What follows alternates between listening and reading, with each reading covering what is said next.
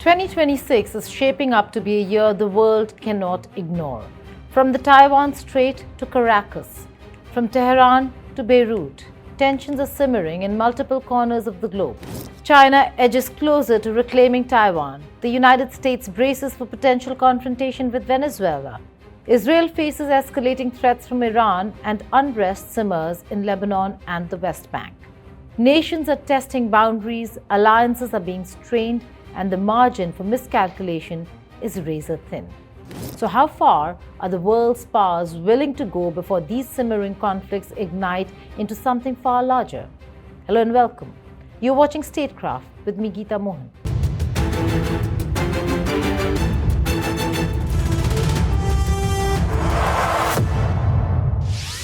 Let's start with Asia's most critical flashpoint, Taiwan. China's leadership under Xi Jinping has repeatedly emphasized reunification with Taiwan by force if necessary. Reports indicate Xi has instructed the People's Liberation Army to prepare for operations to reclaim the island as early as 2027. But geopolitical shifts in 2026 could accelerate this timeline. Taiwan sits at the heart of a regional and global power struggle. Its location in the first island chain makes it a strategic choke point in the Western Pacific. For Beijing, controlling Taiwan is not just a matter of national pride. It is central to China's maritime strategy, its energy routes, and its ambition to project power across the Pacific. Analysts warn that Xi's urgency reflects a belief that the window of US attention and European engagement is narrowing. If the United States and China reach a diplomatic agreement on trade, technology, or broader security terms, Beijing could calculate that Washington will not intervene militarily. Europe, caught in the ongoing war in Ukraine and grappling with energy and economic crises, would be largely unable to counter Chinese action. I'll tell you, you have a very similar thing with President Xi of China and Taiwan. But I don't believe there's any way it's going to happen as long as I'm here. We'll see. He told me, I will never do it as long as you're president. That's President Xi told me that. And I said, well, I appreciate that. But he also said, but I am very patient, and China is very patient. Say, well, that's up to you, but it better not happen now. China has steadily expanded its military presence around the Taiwan Strait. Amphibious exercises, live-fire drills, and repeated air incursions into Taiwan's air defense identification zone signal operational readiness. Intelligence assessments suggest the PLA has developed rapid deployment strategies designed to overwhelm Taiwan before a coordinated international response could materialize. Taiwan, aware of its vulnerability, has reinforced its defenses. Advanced fighter jets, mobile missile systems, coastal anti-ship capabilities, and asymmetric naval platforms form the backbone of Taipei's strategy to inflict maximum cost on any invader. Yet, experts caution, without US intervention, Taiwan's numerical and technological disadvantage leaves it exposed. The threat extends beyond conventional military calculations. Cyber operations, economic coercion, and political influence campaigns are all integral to Beijing's playbook. Analysts warn that even minor provocations, an accidental incursion, a misfired missile, or a cyber attack on financial systems could escalate rapidly, with consequences that ripple through global markets, trade flows, and international security alliances. Taiwan's potential crisis is also a test of global deterrence. The US maintains a policy of strategic ambiguity, committing to Taiwan's defense without specifying the conditions.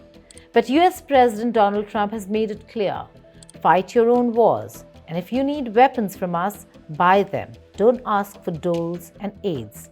Beijing, meanwhile, calibrates its messaging to exploit divisions in Washington and NATO.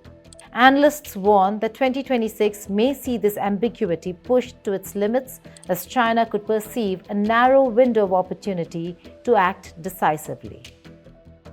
Satellite imagery indicates PLA logistical buildup, including pre-positioning of amphibious landing crafts, missile batteries, and cyber units. War games conducted by US and allied forces suggest that the window for effective intervention may be measured in days, not weeks, if Beijing launches a rapid operation. 美方公然宣布巨额售台先进武器计划，严重违反一个中国原则和中美3个联合公报，严重损害中国主权、安全和领土完整，严重破坏台海和平稳定，向台独分裂势力发出严重错误信号，中方对此坚决反对。Moving to the Western Hemisphere, the United States faces another potential flashpoint, Venezuela. Under President Nicolás Maduro, Venezuela remains politically isolated, economically fragile, and increasingly militarized. Moscow and Tehran have strengthened ties with Caracas, supplying military hardware, air defense systems, and advisory support. US sanctions and diplomatic pressure persist, but Caracas has resisted external demands, making the political situation increasingly combustible. A US-Venezuela confrontation in 2026 could hinge on several factors: Maduro's domestic stability, his regional alliances, and potential provocations against US interests. Energy infrastructure, including oil production and distribution, could become a target. Analysts warn that even limited disruption could destabilize regional energy markets and reverberate globally. Strategists note that Venezuela could serve as a staging ground for broader operations. Unlike Taiwan, where a conflict would involve high-intensity conventional warfare, Venezuela represents a complex hybrid challenge, a mix of conventional threats, cyber attacks, proxy influence, and political maneuvering. You suggested you've made a decision about what you want to do next about Venezuela. I understand you don't want to tip your hand. Is there anything you're ready to rule out at this point? Are you ruling out U.S. troops on the ground? No, I don't rule out that. I don't rule out anything. We just have to take care of Venezuela. They dumped hundreds of thousands of people into our country from prisons. Nobody knows better than this young lady right here. She's done an incredible job with Tom Homan and all of your people. It's amazing. You know, we have a tight border right now. Nobody comes in. But we had millions of people pouring through. A year ago, we had millions of people pouring through our border. And many of them came from Venezuela, including Tren de Aragua, the gang. And I guess what I'm hearing, Christy, is that's as bad a gang as there is anywhere in the world. It's the worst. Absolutely, actually, absolutely, they are the worst. I mean, they're worse than MS-13. They're killers. They massacre people. They cut them up into pieces and they bury them in their communities where they grew up. They're horrible people. And we had a lot of them. And many of them, most of them, pretty soon, most of them are going to be out. But they sent them in like we're a dumping ground. So I'm not in love with the people running Venezuela. I love Venezuela. I love the people of Venezuela. But what they've done to this country, and I really say this, what Biden and the Democrats have done to this country can never, ever be forgotten. US planners would have to contend not only with Venezuelan forces, but with asymmetric threats in the Caribbean and northern South America. The risk is compounded by Venezuela's alliances. Russian military advisors and Iranian logistics support could complicate US operational planning. Even limited US strikes might provoke asymmetric retaliation, cyber attacks on financial institutions, maritime harassment in the Caribbean, or indirect action through proxy actors in neighboring countries. Analysts emphasize that Washington must balance its strategic objectives with domestic political constraints and international opinion. A miscalculation could escalate a regional skirmish into a broader hemispheric crisis, drawing in neighboring states and destabilizing already fragile democracies in Latin America. Moving over to West Asia, Israel and Iran remain locked in a tense strategic standoff.